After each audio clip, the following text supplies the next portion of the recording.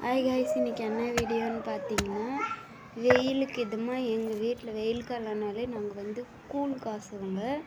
அதனால் கூழுக்கு சைடிஷ் எப்போவுமே மாங்காய் நசுக்கி சாப்பிடுவாங்க. இல்லைன்னா கடைங்கள் பெரும்பாலும் சிட்டிக்கெல்லாம் போயிட்டால் மாங்காவை வந்து குடத்து மேலே ஒரு தட்டு வச்சு மாங்காய் வத்தல், அதுக்கப்புறம் சிக்கிடிக்காய், பாவக்காய், முள்ளங்கி, பச்சை மிளகாய் எல்லாம் வச்சுருப்பாங்க. அது வந்து அவங்க வச்சுருப்பாங்க. அது வந்து நம்ம அங்கே சாப்பிட்ற போது நம்மளுக்கு இன்னும் வேணும்னும். அதனால் இன்றைக்கி நானே எங்கள் வீட்டில் வந்து மாங்காய் பஜ்ஜி உரலில் நசுக்கி உப்பு, மிளகாத்தூள், சர்க்கரை, அதுக்கப்புறம் மிளகாய் 3, கடுகுன்ற மாதிரி முளைக்கொட்டை, சீரகம் எல்லாம் போட்டு நான் வந்து ரெடி பண்ணியிருக்கேன் ஃப்ரெண்ட்ஸ்.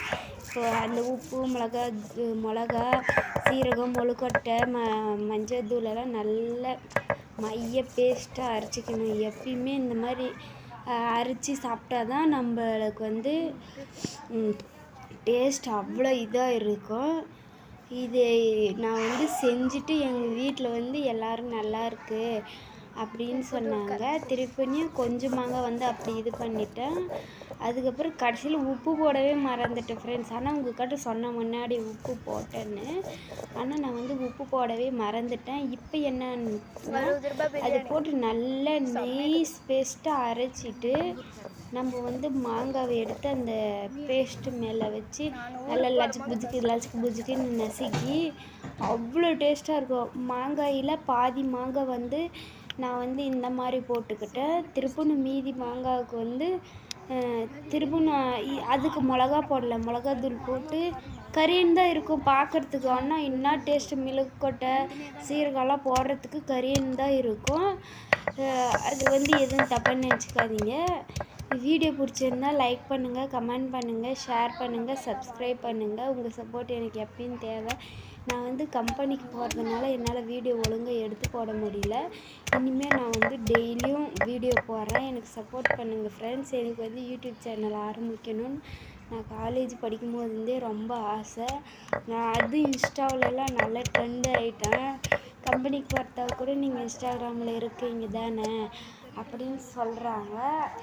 இப்போ யூடியூப்லேயும் கொஞ்சம் ஃபேமஸ். இன்ஸ்டாவில் வந்து 69K 70K வர மாதிரி இருந்துச்சு. அதுக்கப்புறம் என் பொண்ணு பிறந்தா.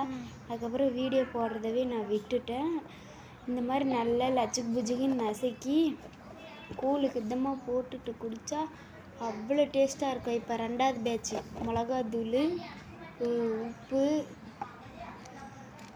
மிளகாத்தூள், உப்பு வீடியோ நல்லாவே எடுக்கலை, என் பாப்பா தான் எடுத்தா.